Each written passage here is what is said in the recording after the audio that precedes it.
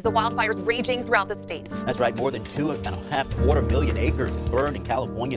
Coughing spreads the COVID-19 virus. Dr. Armand Dorian warns that in these smoky conditions, even people in good shape might be more likely to contract COVID-19. The fire itself creates that smoke, which creates inflammation or irritation in the lining of your lung. So it does two things. Climate change is going to mean more extremes. More extreme heat waves, more extreme hurricanes, more extreme fire seasons. Was involved in firefighting, so resources were absolutely half of which we'll use just once and then throw away. By 2050, when the population explodes to almost 10 billion people, it's expected that plastic production will triple. The problem with that is that today only a fraction of the plastic that we produce is recycled. The rest ends up in our environment, and it's coating our land and our oceans like a disease.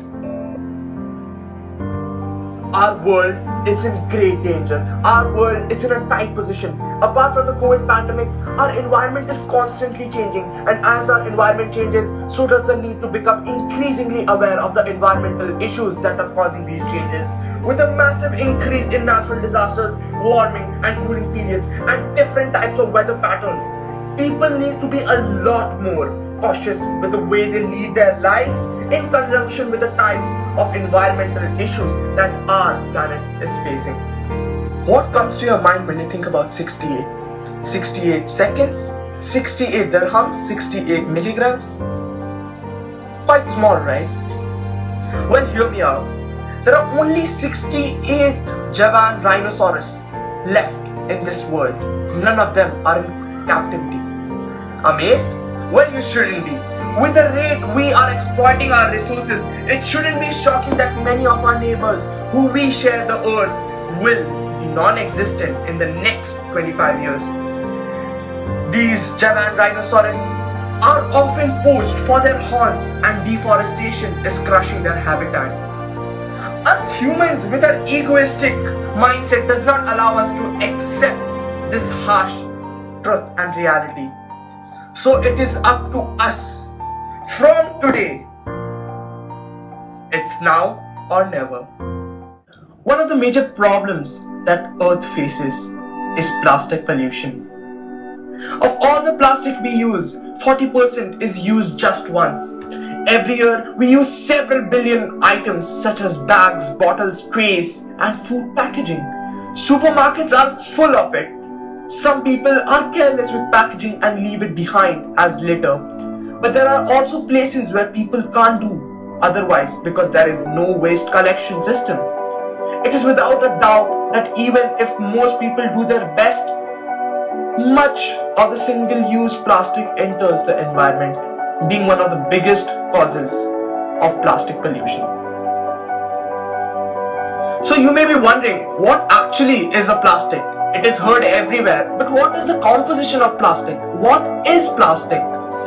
Well, the term plastic includes materials composed of various elements such as carbon, hydrogen, oxygen, nitrogen, chlorine, and sulfur.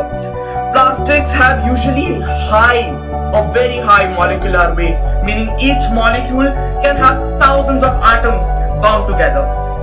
Most plastics are based on the carbon atom. There is an exception, however. For example, silicones. Thermoplastics are characterized by being meltable. The thermoplastics all have repeated units.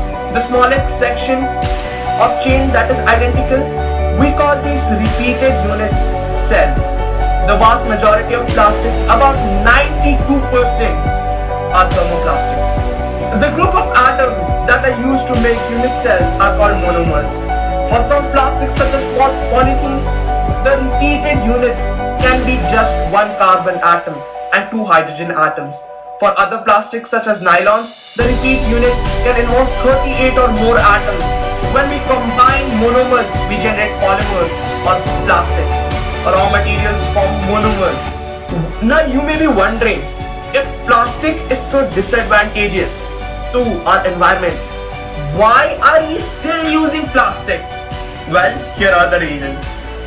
Plastics generally have resistance to corrosion and chemicals, low electrical and thermal conductivity, high strength to weight ratio, colors available in a wide variety, and transparency, resistance to shock, good durability, easy to manufacture, resistant to water, and the most important for manufacturers and a big corporation, that is the low cost.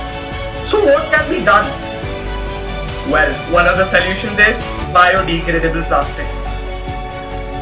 Biodegradable plastics are the plastics that can be decomposed by the action of living organisms, usually microbes, into water, carbon dioxide and biomass. Biodegradable plastics are commonly produced with renewable raw materials, microorganisms, petrochemicals, or combination of all three. I have made this biodegradable plastic, a prototype of the biodegradable plastic, using only 4 ingredients: starch, glycerine, water, and vinegar.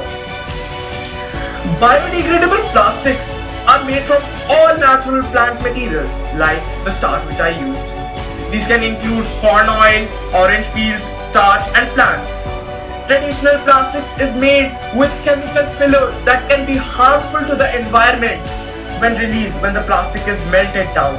With biodegradable plastic, you get a substance made from natural sources that does not contain these chemical fillers and does not pose the same risk to the environment. The process of making biodegradable plastics begins with melting down of all the materials. That mixture is then poured into molds of various shapes, such as plastic water bottles and utensils. Another major issue is food wastage. On average, about 1/3 of food produced is lost or wasted globally. As per the United Nations Food and Agricultural Organization, according to the UN, estimates 40% of the food produced in India is either lost or wasted. The food wastage isn't limited to one level alone, but perforates through every stage, from harvesting, processing, packaging, and transporting to the end product of consumption. Approximately 30% of food produced for human consumption is wasted across the food supply chain, which equates to 1.3 billion tons of food annually. This includes 45% of all fruits and vegetables and 20% of all meat. This inefficiency has enormous economic, environmental, and social consequences. Food loss and waste causes about $940 billion per year in economic losses.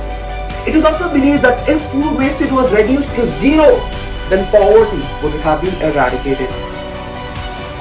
One major part of food wastage is fruits browning. So you may be wondering, what actually happens when a fruit is brown? Well, this process is known as enzymic browning. Oxygen in the air can cause sliced fruit to brown, a process called enzymic browning, which is an oxidation reaction. Phenols and the enzyme phenolase are found in the cells of the apple, and when these are exposed to oxygen in the air, for example through slicing, the oxygen causes a reaction. The phenolase changes the phenols into melanin, which has a brown color. To stop the oxidative reaction, the phenolase enzymes need to be denatured. This could be done by using heat and acids. You may have heard of melanin before, right? Melanin is the pigment that gives human hair, skin, and eyes their color. Now, why does enzymic browning actually happen? Well, foods are made up of lots of different molecules, including some called enzymes. Enzymes are special proteins which can speed up chemical reactions and act as biological catalysts. They can cause fruits to ripen and over-ripen, which gives the fruit a brown color. Fresh fruit and vegetables normally keep enzymes trapped in their tissues. However, when a fruit is sliced or squashed, or when the fruit or vegetable begins to break down with age, the enzymes come into contact with oxygen in the air. This causes the fruit to turn brown. Enzymic browning causes a lot of food waste, but it also can be useful. We would not have tea or chocolate if it wasn't for enzymic browning. This browning can also be slowed down by preventing the enzyme from working properly.